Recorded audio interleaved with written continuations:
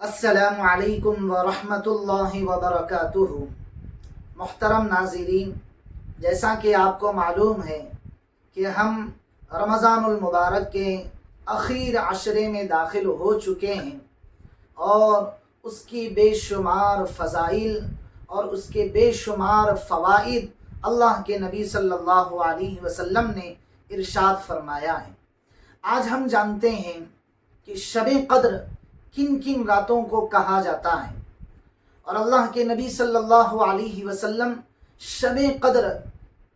کی رات میں یعنی شب قدر کے اندر کن کن خاص کر کے دعاؤں کا اہتمام کرتے تھے، اور کیا ایسی خاص دعائیں ہیں جو اللہ کے نبی صلی اللہ علیہ وسلم نے اس امت تک پہنچائے ہیں اور اس کے بارے میں تاکید فرمائی ہے۔ تو سب سے پہلے یہ چیز ہم سمجھتے ہیں کہ شب قدر کے کیا کیا فضائل ہیں۔ اللہ تبارک و تعالیٰ نے قرآن کریم میں ایک خاص صورت شب قدر کے سلسلے میں اتاری ہے۔ اس سے بڑھ کر اور کیا فضیلت ہوگی کہ قرآن کریم جیسی مقدس، پاک اور دنیا کی انسانیت کی رہبری کرنے والی کتاب جو ہے، اس کے اندر اللہ رب العزت نے اس شب قدر کے سلسلے میں ایک بہت ہی بہترین صورت اسی موضوع پر اور اسی نام سے اتاری ہے، کہ جس کے کچھ الفاظ یہ ہیں: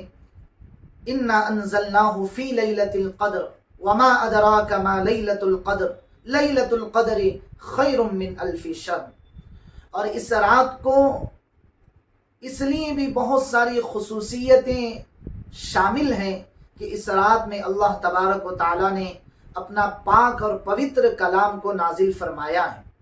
اور یہ رات جو ہے، شب قدر کی رات جو ہے، وہ ہزاروں مہینوں سے افضل ترین رات ہے،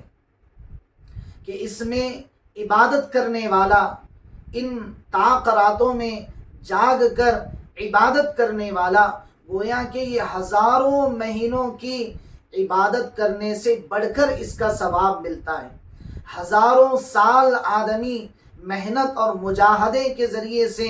جو قرب اور جو مقام اللہ کے یہاں بندہ حاصل کرتا ہے، وہ ان راتوں میں، ان طاق 5 راتوں میں گزار کر عبادت کرنے پر اللہ تبارک و تعالیٰ اسے وہ مقام دیتے ہیں جو مقام ہزاروں مہینوں کی راتوں کی مشقتوں سے حاصل ہوتا ہے، وہ صرف اس ایک رات میں عبادت کے ساتھ میں گزارنے پر اللہ تبارک و تعالیٰ اسے اجر عظیم دیتے ہیں۔ اور کیا اس سے بڑھ کر فضیلت ہوگی کہ خود جبرائیل علیہ السلام اپنے ایک پورے لاؤ اور لشکر کے ساتھ اس رات میں اترتے ہیں۔ ہر وہ آدمی، چاہے وہ کھڑا ہو یا بیٹھا ہو، لیکن وہ عبادت میں مشغول ہو، ذکر و اذکار میں مشغول ہو، قرآن کریم کی تلاوت میں مشغول ہو، ہر اس آدمی کے پاس جا کر اسے سلام عرض کرتے ہیں، اس سے مصافحہ کی کوشش کرتے ہیں اور اس کی دعاؤں پر آمین تک کہتے ہیں۔ یہ اتنی فضیلت والی رات ہے، اتنی برکتوں والی رات ہے کہ جو فرشتوں کے سردار ہیں، اور جو ما قبل ماضی میں جتنے انبیاء گزرے ہیں، اور خصوصاً میرے اور آپ کے آخری نبی محمد الرسول اللہ صلی اللہ علیہ وسلم پر وحی لے کر پہنچتے تھے، وہ مقرب اور معزز فرشتے شب قدر میں جاگنے والے ہر وہ ایماندار جو اپنے اندر ایمان رکھتا ہو، مسلمان ہو، اور ان طاق راتوں میں جاگ کر اللہ کی عبادت میں گزارتا ہو، اس شخص کے پاس سلام لے کر حاضر ہوتے ہیں، اس کے ساتھ مصافحہ کرتے ہیں اور اس کی دعاؤں پر آمین کہتے ہیں۔ اور کیا فضیلتیں ہوں گی۔ تو محترم ناظرین، دنوں کے حساب سے، اسی طریقے سے مہینوں کے حساب سے، اسی طریقے سے ہفتے کے حساب سے، مہینوں میں، دنوں میں، ہفتوں میں کچھ اللہ تبارک و تعالیٰ نے فضیلتیں رکھی ہیں۔ مہینوں کے حساب سے رمضان المبارک کا مہینہ سب سے افضل ترین مہینہ، اور دن کے حساب سے 9 ذی الحجہ کا دن جو حج کا ایک اہم رکن ادا کرنے کا دن ہوتا ہے، وہ دنوں کے حساب سے سب سے افضل دن مانا گیا۔ اسی طریقے سے ہفتے کے حساب سے دیکھا جائے تو ہفتے کے دنوں میں سب سے بڑا دن اور سب سے خوبصورت دن اور سب سے دنوں کا دوسرے دنوں کا سردار دن جو ہے وہ جمعہ کا دن ہے۔ لیکن راتوں کے حساب سے ایک رات ایسی ہے جو تمام راتوں کی سردار مانی گئی۔ اسی لیے حدیث پاک میں یہ باتیں ملتی ہیں کہ 5 راتوں کو اللہ تبارک و تعالیٰ نے فضیلت عطا فرمائی ہے۔ نمبر 1 شب قدر کی رات، نمبر 1 شب قدر اس کی رات، اور نمبر 2 عید الفطر کی رات، نمبر 3 عید الاضحیٰ کی رات، نمبر 4 یوم عرفہ کی رات، اور نمبر 5 شب برات جو 15ویں شعبان کو جاگ کر عبادت کے ذریعے سے کیا جاتا ہے، پورا کیا جاتا ہے۔